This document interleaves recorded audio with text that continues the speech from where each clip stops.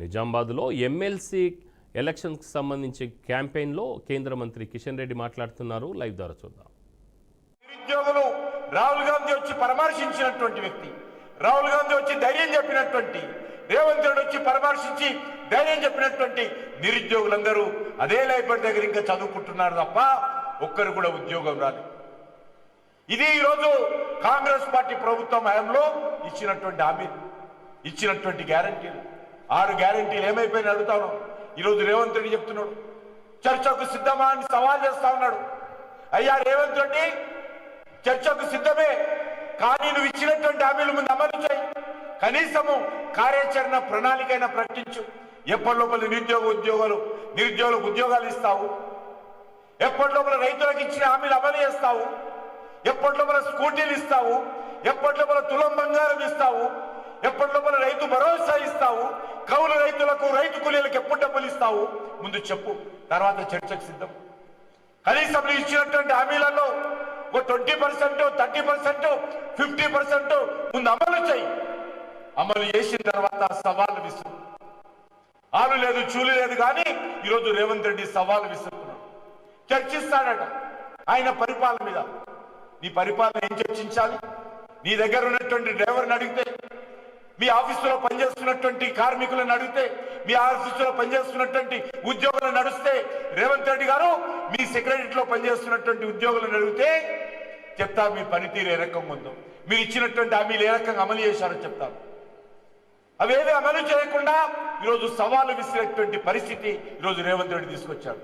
అందుకే ఈరోజు మనం చేస్తా ఉన్నాను, ఈ రాష్ట్రంలో ఎంతో పోరాటాలు చేసి, ఎన్నో త్యాగాలు చేసి తెచ్చుకున్నటువంటి తెలంగాణ మరి గత 11 సంవత్సరాలుగా తెలంగాణ ఉద్యమకారుల ఆకాంక్షలకు విరుద్ధంగా ముందుకెళ్తా ఉంది. తెలంగాణ అమరవీరుల ఆకాంక్షలకు విరుద్ధంగా ఇక్కడ పరిపాలన సాగుతా ఉంది టిఆర్ఎస్ పార్టీ కానీ, కాంగ్రెస్ పార్టీ కానీ.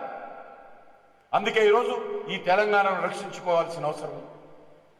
తెలంగాణ అమరవీరుల ఆకాంక్షలకు అనుగుణంగా సకల జనుల సమ్మె చేసినటువంటి ఈ 4 కోట్ల మంది తెలంగాణ ప్రజల యొక్క ఆలోచనకు అనుగుణంగా ఈ తెలంగాణను అభివృద్ధి చేసుకోవాల్సిన అవసరం ఉంది. ఆ రకంగా అభివృద్ధి చేసుకోవాలంటే ఈరోజు తెలంగాణలో మార్పు రావాలి. మార్పు అంటే కేసీఆర్ పై రేవంత్ వస్తే మార్పు కాదు. కాంగ్రెస్ టిఆర్ఎస్ జెండాపై కాంగ్రెస్ జెండా వస్తే మార్పు కాదు.